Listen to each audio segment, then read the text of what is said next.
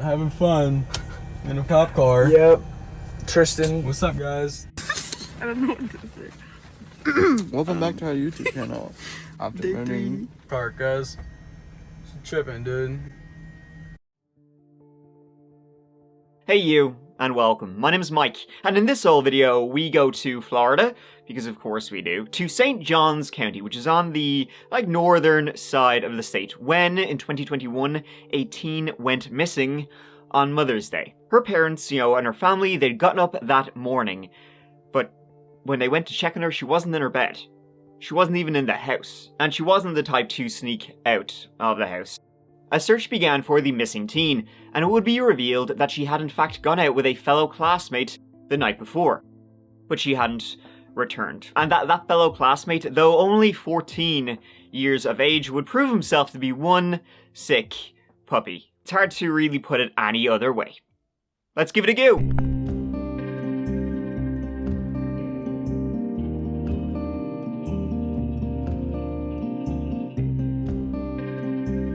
So this story takes us to a suburb just south of Jacksonville, a place called St. John's.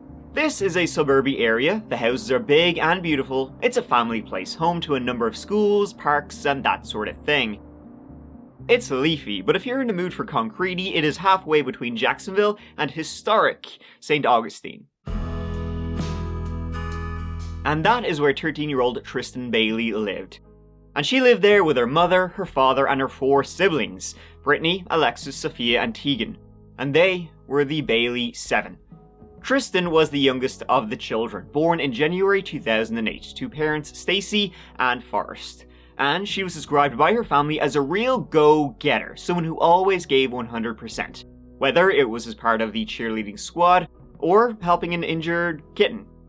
She was carefree and she didn't mind, what people thought of her. She always did, what was right, which, when you're in middle school can be, at that age, can be, doing what's right and not caring about what other people think of you can be quite a difficult thing to do.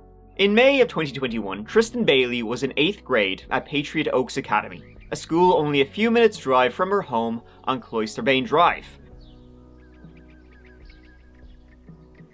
And on a weekend in early May, the family had been out all that Saturday, doing bits and bobs. They went to see the older child at their house before returning close to midnight that Saturday night. Everyone was in fine form. Tristyn, she seemed like she was in a grand mood, and everything was good, and then she headed off to bed. And that was that. Now, the following morning, May 9th, that is when our story really begins. That Sunday, the family were due to have breakfast together. It was Mother's Day. Nice. So they were going to spend the day with, It was at 9:40 a.m. that one of Tristyn's siblings went, to lock for her. And by this stage, Tristyn should have been up and they were all ready to sit down. So she went, knocked on the door, called out, opened the door. Tristyn wasn't there. She wasn't in bed.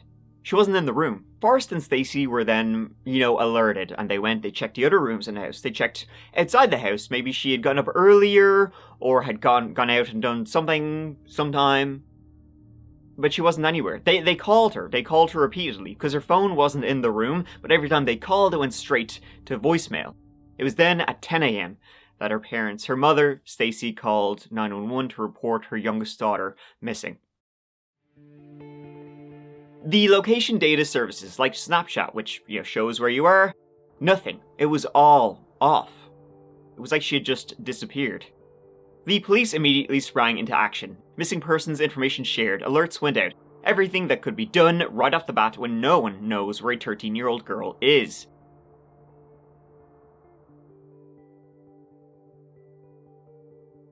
Now, the police learned on that 911 call that Tristyn had recently been hanging out with friends, local friends in the neighborhood. So, that's where the police went to speak with local friends in the neighborhood, and they began with one Doffus Trey Absher III. I'm sorry, I would go with Trey too. Doffus, really? It's so close to Doofus, and he was Doffus Trey III, as in, the parents didn't learn from the first and the second one? So, the police went to speak with him, and he said, yeah, Tristyn had been with him that night, the previous night. Tristyn had snuck out just after midnight and had made the 10-minute walk to Trey's house. She'd gone there, according to the police report, and she'd snuck around the north side of the house to avoid security cameras at the Abshire home. Trey's dad had no idea anyone was at the house that night. Trey wasn't even allowed to have friends over, as he was currently being punished, but apparently he would sneak out. He knew where the cameras were too, so he would sneak out of the house, like, all the time. And then when the police were speaking with Trey about, what was she doing that night, so she'd snuck out of the house, and then what? Where's she now? Well, the police learned that she had not been alone. She had been with a fellow classmate from Patriot Oaks Academy, 14-year-old Aiden Fucci. He too lived in the area, maybe a 25-30 minute walk, and as I said, they all attended the same school. So Trey said, they were chilling at the home, they were smoking some reefer, and then they left together. Well, Tristyn and Aiden left together at around 1 a.m. They didn't stay terribly long, they were there for maybe half an hour. So the next stop was Fucci Plaza. And he, just like Trey said, we were hanging out there, we were chilling, and then we left at about 1 a.m. Himself and Tristyn, they started walking back together. They walked back together, and then she made the turn for Cloister Bay Drive towards her home. He kept going on himself. He said he got home at about 3 a.m. Which immediately struck the police as odd, because he lived about 30 minutes away, and he left at 1 a.m. He's missing about an hour here. Then he was like, shit, forgot to mention here. Slipped my mind, silly goose over here. They continued walking together past her turn, and then at one point, Tristyn, he said, grabbed his dick. He was like, what the shit? He pushed her off him. She went flying, she cracked her head off the concrete, and then he kept walking. He said that because he was a little high, he didn't know if she got up or not, but he continued walking and eventually ended up back at home after taking the scenic route. He said, I don't know where she went, but she's been hanging out with this local drug dealer named Carlo lately, so maybe that's where she went. Carlo was presumably the guy they got the weed off, and Trey would say the same, that he thought maybe she had gone to hang out with him. Now, during the initial questioning of Aiden Fucci, he was patted down by a deputy who, when he was patting Aiden down, he found a knife, a folding knife, which Aiden had it in his pocket. He was like, he had to look at it.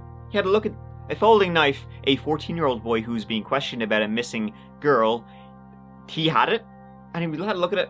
I don't see anything wrong here. He gave it immediately to Aiden's dad, Jason. Sounds like something you might want to have held on to. Just for a second. It was then that these messages did the rounds, presumably taken when Aiden was first questioned. We're having fun in a f***ing cop car. Yep. Tristyn. What's up, guys? Yep. Tristyn, if you f***ing walk out the damn... When you see this in a month... It's in a f***ing cop car, cuz. Tripping, dude. Glad to see you was taking it so seriously, though, am I right? The friend he's with remains unnamed. What's up, guys? A 14-year-old with Manson Labs. That's a new one. It was at this point that Aiden's phone was seized, as in, kind of, enough of that, enough of that, carry on. Stop that now. And throughout the day, various attempts to locate Tristyn's phone were made, and it did lead to a heavily wooded area not far from her home. But, the radius was 2,500 meters, so you'll be looking there for a bit. And the signals which came from there were historical, meaning it wasn't, actively sending out any location signals. They did discover that the last incoming call to Tristyn's phone had come from Aiden Fucci also, at about 25 minutes past midnight. Well, that was the last time it appeared she'd answered. There were no more calls made to Tristyn's phone until 9:40 a.m, after which there were a hell of a lot more phone calls made. And this Carlo guy, who, Tristyn allegedly hung out with, he was also tracked down with great difficulty. He's like a little weed dealer, so he probably doesn't want to be tracked down too well, but the police were able to question him over the phone, and they were able to exclude him from the investigation pretty quickly. And finally, then at 6 minutes past 6 on the 9th of May, this is all taking place over one day, a call came in from a man named Daniel, who had been out for a run that evening, and he had found a deceased body. This was an exhausting search by the neighborhood, by the St. Johns County Sheriff's Office. We have located a body that is preliminarily identified as Tristyn Bailey. It was in the area where the historical phone signals were coming from, and it was Tristyn Bailey. She was found laying on the woody ground and was covered in sharp force injury wounds, hands, arms, neck, and injuries to the back also. Likely she'd been attacked from behind, turned and tried to defend herself, and, well, her phone was with her. The police immediately went back to Aiden, and Aiden, who had already been advised of his rights, and they essentially locked down his house security with crime scene tape, said, "This is it." And this footage was discovered, showing Aiden and Tristyn walking together after leaving Trey's house. You'll see the time there's actually like an hour and a half delay, so the actual time of this footage is 1:46 a.m. Then, about an hour and a half later, Aiden was seen running in the opposite direction. This was at 3:27 a.m. And remember that knife? The one, the deputy who had found on Aiden, thought nothing of it, and then immediately gave it to Jason, Aiden's father. Well, they were like, "Could you have that knife back? Could we have it back, please?" Jason said that after he'd been given it, he left it on the bumper of his car, forgot it was there, and then drove off. So it must have fallen off. And the police went to look for it. They never found it. So Aiden was taken to the station for questioning while his house was being searched. His father, Jason, and his mother, Crystal, were there with him. And, he was saying, he was denying to his own parents that, yep, no, I didn't do anything to her. I just went straight home. At which point, Crystal was like, "Yeah, this is about the dead girl who was found." To which Aiden responded, "How is that my problem? It's about to become your fucking problem, you little shithead." The Snapchat that you get, his number is small. No, now we have people on the phone in our house now, in our cars now. Because of that Snapchat thing you did. It's all over, you're all over the internet and everywhere. Social media. It's on social media. It'll probably come stay with me after we get done with this. Just for your well-safe being. Why, she just kept walking? Probably. I don't know. Do you know if she turned the other direction or she was just still walking behind you? She pushed her down and you walk away. We shouldn't be talking. I just asked what he told the cops. I understand. I just asked what he told them. You walked away, you came straight home, you didn't turn back around and see where she went. Did she really grab you and you just really pushed her, or was that? No, she did. Okay. You don't know what happened to her after you pushed her? Did she say ow or get mad? She said Aiden. She was like, "Aiden." Leaving a 13-year-old girl by herself in the middle of the streets at 2 o'clock in the morning, or whatever time, is not smart, bro. Walking home with her in the middle of the night, that wasn't smart either. You stay away from females. Anything could have happened. Did you kiss her this night? Mm-hmm. This last night? Mm-hmm. Right, Trey's house? Mm-hmm. On the walk? Aiden denied doing anything to her to his parents when they asked about what happened. He maintained the story about her grabbing him pushing her away, and then leaving, walking alone for a time. At 3:30 a.m, Aiden Fucci was charged with second-degree murder, charged as an adult, based on a number of factors, including him changing his story, the CCTV of them both walking towards where she would eventually be found, and some items with blood were discovered hidden in his bedroom. He would plead not guilty, and the charge would later be upped to first-degree murder. Tristyn Bailey was found to have a total of 114 stab wounds and cutting wounds on her. This was horrific, what happened to her. And what that was done with was also found in a pond in that wooded area, just 140 feet from where Tristyn was located. A folding knife and the blade was bent and fractured. So Aiden was arrested and he was charged with this.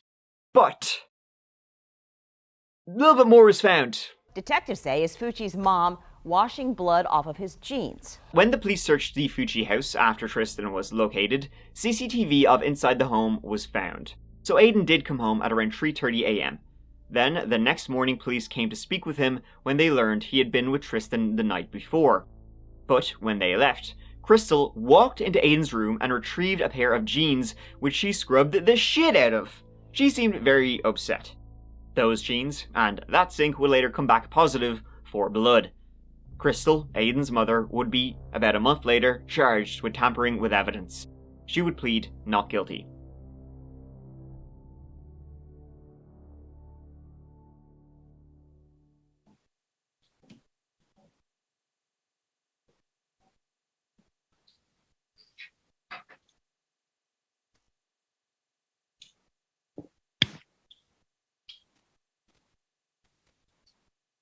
What's going on? Oh, hey, you Terrence. I don't want you demons take my soul. You demons want to take my soul away. I don't let you demons steal my soul. I don't know what's going on. What I see you first. What's going on? What you got going on? Why am I here? I just want to talk to my mom and dad. What's going on? What's going on? His acting was just top notch. Have you tried not acting like a little bitch? When others, like classmates, were questioned, they were basically like, yeah, he's a psycho who talked about murdering people like a lot. Saying shit like, it would be satisfying to watch the blood drain out of a body. Would it now? He talked about killing, fighting, slitting throats, and would do stabbing motions with his hands all the time. He had 2 knives, picker and poker. The murder weapon was poker. Aiden kept knives for protection. He always had a knife on him if he wasn't at school. I mean, Aiden has said, like, some messed up stuff to me, like, to Zophie, saying he was gonna do things, but you don't really take any of that stuff serious as coming from a teenager. Like, he said, like, his knife, he wanted to, like, slit somebody's throat, and, like, he said it'd be satisfying. He's talked about killing people, he's talked about fighting people. A premeditated murder fueled by jealousy. That's how Aiden Fucci's friend describes the death of 13-year-old Tristyn Bailey. Fucci's friend told the deputy he believes the crime was 100% premeditated. A notebook was also found in his room depicting drawings of a violent nature, allegedly. Like a naked woman's body with red X's over the breasts and the genitals and like severed limbs. Satanic shit. Like just grotesque drawings, I guess. Maybe what was in his head. And in prison, he was like full on. He had to be put into solitary because he would apparently attack and threaten other inmates. Now, I think that's probably just, you know, being like a kid. And he was put in like, I mean, he was 14 years old. And he was put in like jail. It's probably like, you know, trying to act tough. But apparently, like, he would fight even the guards. They had to pepper spray him numerous times and like strap him to a chair and shit. Fucking nutbar. He was due to go on trial in February 2023, but right before it was supposed to happen, he changed his plea and pleaded guilty to the first-degree murder of Tristyn Bailey. There was no plea deal, no negotiation. It just happened. Sir, please state your name. Aiden Fucci. Mr. Fucci, how old are you, sir? 16. How far did you go in school? To 8th grade. Are you able to read, write, speak, and understand the English language? Yes, Your Honor. And Mr. Fucci just wanted to make a short statement. I just want to say I plead not guilty. And that I'm sorry for the Bailey family and my family. Okay. Okay. I'm sure that there'll be an opportunity, obviously, at sentencing hearing to speak again at that time. Okay? Yes, sir. Mr. Fucci, having entered a plea of guilty to the crime of first-degree murder, I adjudicate you guilty of the premeditated first-degree murder of Tristyn Bailey. I sentence you to life in prison. Because of your age, you are eligible for review of the sentence in 25 years. I order the Department of Corrections to notify you when you are eligible to apply for your review hearing. Madam Clerk, if you will please impose the minimum fines and court costs. The case against his mother, Crystal Smith, for, you know, that evidence tampering of her washing his jeans, that's still pending.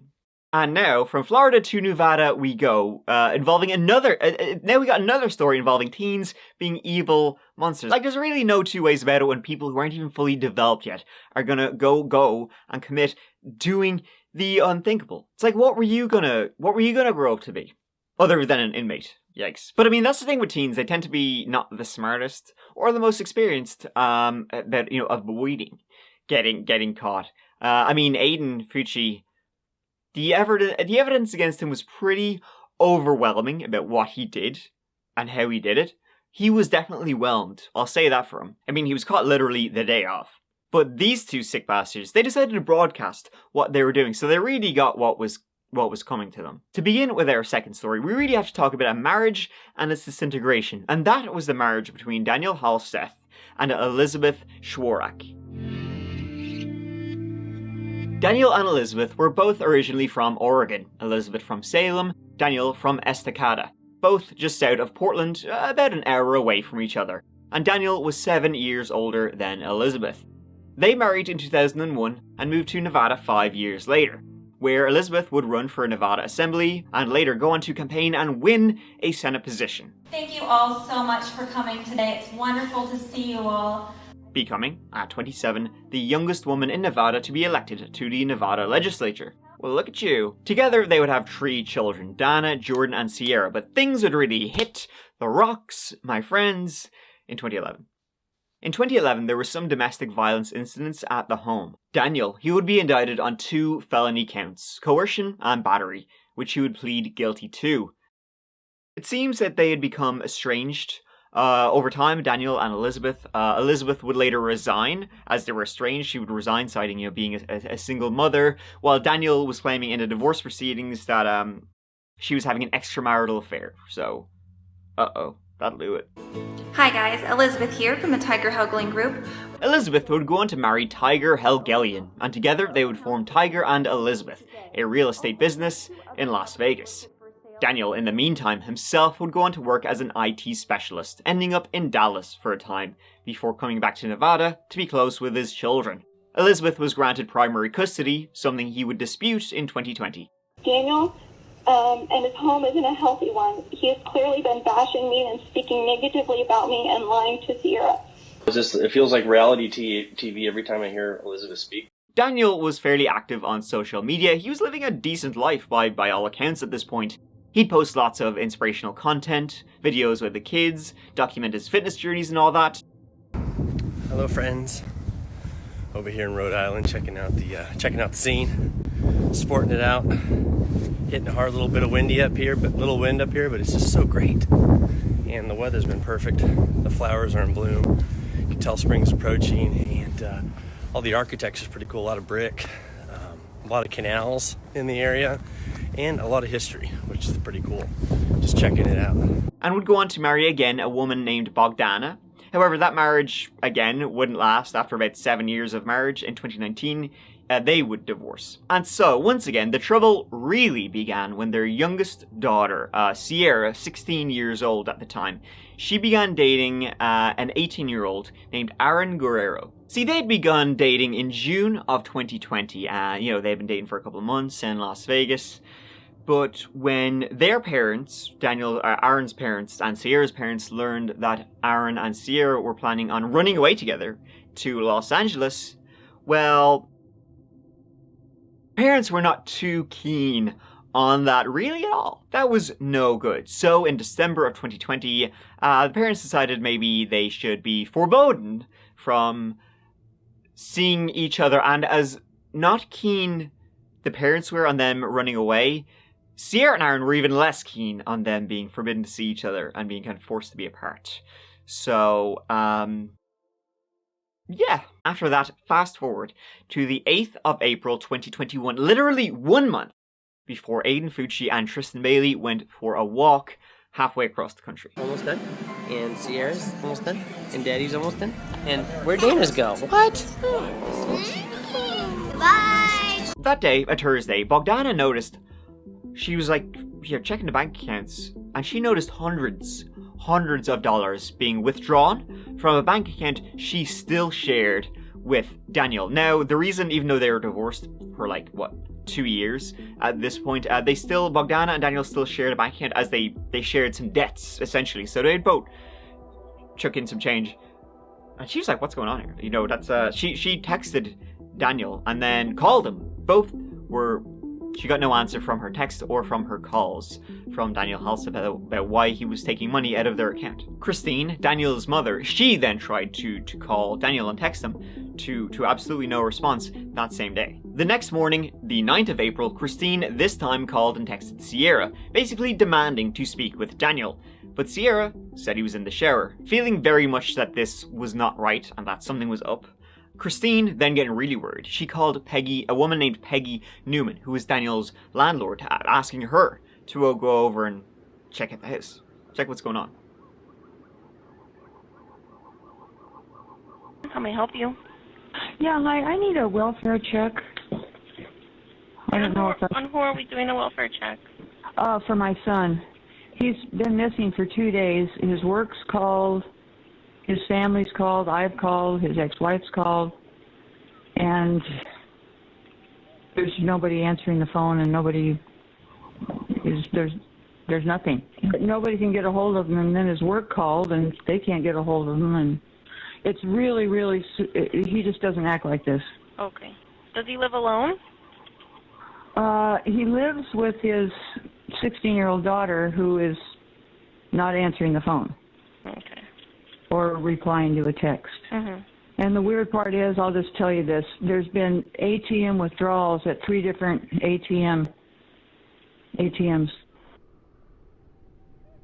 It was some hours later that she actually arrived, and there, well, Peggy and a friend entered through the unlocked front door. The key was sticking out of the lock.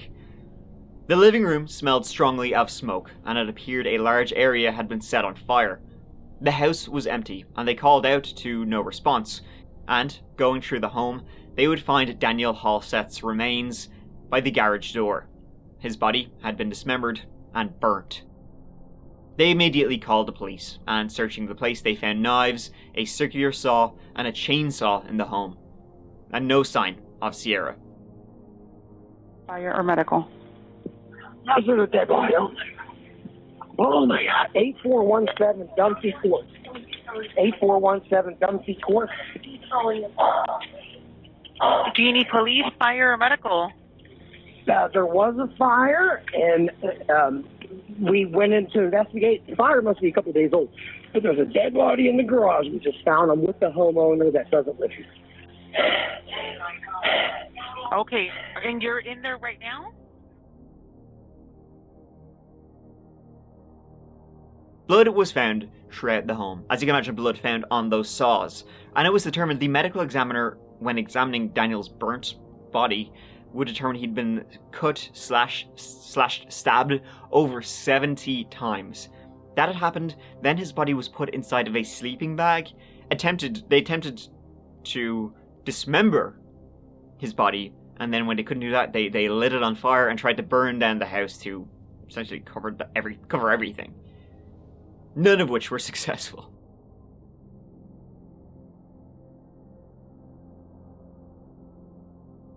It would later be determined that on the 8th of April, the day before he was found, in the early morning hours, Aaron had run away from his home and gone to a Home Depot near the Halseth house, where he met Sierra. Together, they bought a circular saw, blades, bleach, lighter fluid, and then went to Sierra's house. And then, we can only assume that morning on the 8th of April, they viciously attacked Daniel, stabbing him and slicing him, attempting to cut up his body, attempting to burn his body before withdrawing hundreds of dollars from his bank account, from the joint bank account he had with Bogdana. They then fled to Salt Lake City, Utah, posting this along the way. I don't know what to say. Welcome back to our YouTube channel. After Day murdering... Day 3 after murdering somebody. Wow! Don't put that on the camera. It was worth it. And we had sex a lot today. Mm-hmm. It was worth it. I got plenty of sex over it. I was payment for doing it. And no bleeding this time. Mm-hmm. We got through that. We overcame.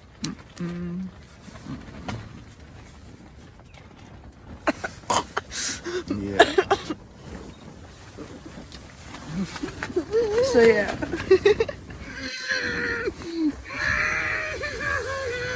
Fuck, this video really makes my skin crawl. It's like cringy but disturbing at the same time. They were eventually tracked down in Salt Lake City after they used the light rail system in the downtown area without paying for tickets. The officers did a background check on them and, well, found arrest warrants had been issued for them both. They were both charged with the murder of Daniel Halseth, among other charges, 9 in total, and both Sierra and Aaron pleaded not guilty. Both were charged as adults. We've learned 16-year-old Sierra Halseth is in juvenile hall, according to Metro Police, and her boyfriend, 18-year-old Aaron Guerrero, is at the Clark County Detention Center. They were taken into custody in Salt Lake City, Utah 10 days ago after Metro Police say they were on the run. They both face a murder charge. Guilty or not guilty? Not guilty. Not guilty. But back However, they would later change their plea about a year later and plead guilty to all charges. Now, they were both charged as adults. I mean, Aaron, he was 18, so he was an adult. Sierra was 16, but she was charged as an adult. And it's believed they both changed their plea to guilty so that Aaron could avoid getting the death penalty. Ms. Halseth, in accordance to the laws of the state of Nevada, you're going to be adjudicated guilty on count 1, conspiracy to commit murder. Count 2, first-degree murder with use of a deadly weapon. On count 2, you're going to be sentenced to life in the Nevada Department of Corrections with the possibility of parole after 20 years has been served. On count 2, you're going to be sentenced to life in the Nevada Department of Corrections with the possibility of parole after 20 years has been served. Plus, They were both sentenced to life in prison with the possibility of parole after 22 years. And here we are with little Sierra Bob. Right, Sierra? Say hi. Hi. Hi. And she's got her pink towel. She just got out of the shower. And I'm saying hi. And there's Jordan. And he's saying hi, right, Jordan? Yay. And the kitties have been helping Daddy. Nice. Why did they do this? I mean, why do any of them? Why do any of them do it? A psychologist would say, that they didn't understand, as you can see in the video, there was some weird relationship going on between the two of them. They didn't understand the severity of their actions. The social media world, that's fucking everybody up. And Sierra and Aaron would also claim that Daniel was abusive towards her, when literally everybody else would say that's complete bullshit. And you can see from social media, he seemed like his kids were his life. He was an incredibly loving father. Now I know, obviously, social media is bullshit, really, rather. Social media is bullshit, but, he seems like he was a great dude anyway. Seems like he was a very proud and loving dad. Only Aaron would apologize, at sentencing. Aaron, who said, he had mental health issues. He wasn't taking his medication at the time, and he'd been on LSD. She got the weapon first, and, I always carry a weapon, so... Whose idea was it to commit the murder? I would say it was both of our ideas, because we didn't know exactly what we were going to do, but we knew we had to do something about it, and it turned out The teens claim 45-year-old Daniel Halseth abused and mistreated his daughter, while Daniel's family says this is 100% false. But I do think that whatever happened, why ever Sierra did this, there probably was something going on underneath the surface. The judge picked up on it during the custody hearing, that something had happened or was happening to Sierra. I am concerned with regard to what has happened, with regard to the lack of contact between the child and the mother, and certainly I don't know who's to blame at this point in time. But I saw a lot of things with regard to Sierra that causes me some concerns. Her inconsistency in the stories, depending on who she's talking to and when, comparing her interview with the Family Mediation Center with her interview with Child Protective Services, it indicates to me that something else is going on with Sierra. I don't know yet what that is, whether that's parental alienation, whether that's human trafficking, whether that's manipulation, and I don't know who at this point is to blame for that, but I'm less concerned about placing blame than I am with regard to this child and a child's relationship with a parent. Sierra herself would claim she'd been abused by Daniel. Your Honor, my biological father has traumatized me. Trauma that I still have to work through every day. I've never had any problems and I've always been a positive influence. But when my biological father took control of my life, I've never felt so lost. My biological father abused and neglected me. Not only did he hit me and put his hands on me, but he shaved me, touched me, sexualized me, molested me, slapped me, kissed me, as well as letting others do the same. He was a very vulgar and sexual guy. As would Elizabeth tweet it. But was that what, really happened? Or was there something else? Some kind of manipulation? I don't know, was this just an invented excuse? Or was it real. Though when that part of the story came out, or was alleged by both Elizabeth and Sierra, it definitely makes some of these videos, turn your stomach. And here we are with little Sierra Bob. Right, Sierra? Say hi. Hi. Hi. And she's got her pink towel. She just got out of the shower.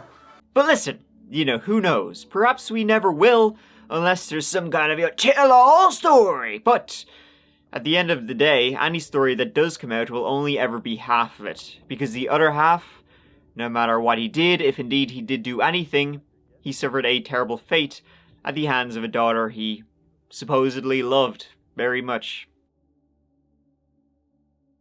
And there you have it, folks. 2 stories of twisted teens committing just unspeakable acts of violence. And for what? The community in Florida remains Tristyn Bailey strong. The loss of such a young, credible person will leave an indelible mark on the community.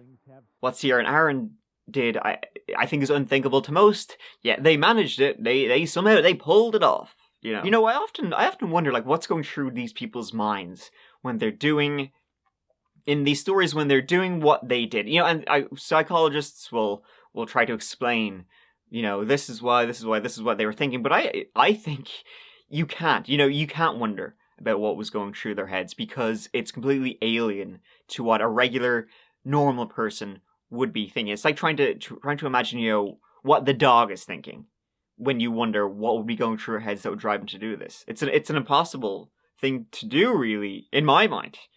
A lot of these people, because it's just so horrific and alien to, I think, the normal human, experience of being able to, Sierra, chopping up her own dad. Well, after stabbing him to death, putting him in a sleeping bag, and then burning his body. The guy who raised you, who lived with you. You can do something as horrific as that. What Aiden Fucci did to Tristyn Bailey, an incredibly young, loving, young teen. What was going through his head? Fucking fire and demons. That's the only thing I can think that must have been going through his head. That or nothing at all. These horrific acts are just so alien, I think, to normal people. But not alien enough, I fear. As always, please let me know your thoughts on these cases down below in the usual place. But for now, we'll leave it there. Thanks, guys. I really appreciate you watching this whole video. It means a lot to me. I hope you found it as disturbing as I did. But yeah, there you go. If you'd like to hear me tell you some more stories of crazy plots, weird historic crimes, and just general creepiness and spookiness, please check out the That Chapter podcast on your Apple Podcasts, Spotify, all that. I'm very proud of it, and people have been super supportive of it, so thank you so much for that. But as always, I will see you real soon in the next old video, or hear from you, or you'll hear me real soon in the next old podcast. Until then, as always, please take care of each other, please take care of yourselves, because I love you. Mike out.